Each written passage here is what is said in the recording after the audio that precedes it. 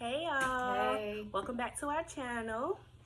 So first I want to start off by clearing up exactly what Queen Mommy is and what we represent. Queen Mommy is our brand, and what we do, what we plan to do is bring mothers together with our videos, through our posts and things like that. Outings that we plan to have in the future, and for mothers to be able to come together and support one another. To support us, you do not have to be a mother. You can know mothers, you can have a mother, of course you do. And you support us as well. So it's just not for women, it's just not for mothers, it's for everyone. But that's our brand. That's who we plan to unite and provide support to. That was great. Thanks. Also, I want to put out a disclaimer. The babies are present, so you may hear some clapping, singing, yelling, or whatever they're doing.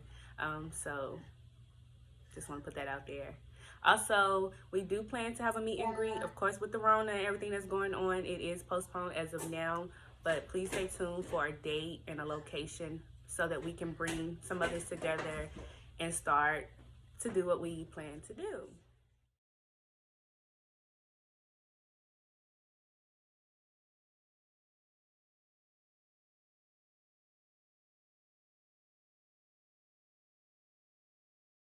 So we are going to start from the beginning. So pregnancy. So what was your favorite part about pregnancy? My favorite part about the whole experience of pregnancy is just how nice people are with you. I guess I could say the attention. It might sound a little bad, but the attention, just how people treat you, like people open the door for you, people make sure you eat first. It's just a great feeling when people just, for a whole 9 months or however long you tell people that you're pregnant, the way they treat you is a good feeling. And because after you had a baby, that support might not necessarily be there, but just how selfless people are towards you when you're pregnant. Anything you want to add? I agree. People are very supportive, very helpful, especially when you don't like to ask for help. So when people offer it, Yes. It just made everything that much better. Just because I hated asking for help. So. Okay, so what is something that you wish the doctors would have told you or better explained during your pregnancy? First, I have a girl. So the first thing that I wish they would have told me was that she would have like a period after I brought her home. When I brought her home, maybe like a day, the next day, there was a little blood in her diaper. They didn't say that was like her first period, and so I thought I scratched her with my nails. I texted her dad, and I was just like, I think something's wrong. She bleeding. I'm like, what you mean? So that's something I wish they would have told me to expect, because they definitely, put emphasis on breastfeeding and what to expect as far as that. But I had no clue what was going on. I thought I heard her or she heard herself. I got ready to take her to the hospital because I just didn't know. Another thing that I wish that they would have explained more was while pregnant, what to expect getting ready to go into labor, especially as far as like contractions, was too soon, was not soon enough, what the exact feeling, because it was just so uncertain. And then I believe that my water broke. I hemorrhaged a little, it teared, the sac teared before I actually went into labor. And I think that it needs to be clear, that might be a little discharge, or that's fluid. Right. Because the same feeling I felt when I actually knew I was in labor was the feeling I had felt a week before. So I wish that they would have explained that a little better, because thank God everything went okay. Okay, so what were some mental and physical changes that you went through while pregnant? Man, that little boy put me through hell, y'all. I was sick probably about the first 8 months of my pregnancy. Vomiting, always feeling nauseous. I couldn't keep anything down. I would have to go to the hospital every so often just to get fluids, because I literally couldn't keep water down. I couldn't keep any type of juice. I couldn't keep any kind of food down. I had cravings, but even when I craved stuff, I couldn't keep it down. So that was probably my biggest challenge, is just being sick all the time. And mentally, physically, I was not okay. So that did interfere with my mental. Checking on the kids. So that was probably my biggest physical challenge, just being sick all the time. I didn't gain any weight. I actually lost weight during my pregnancy because I was so sick.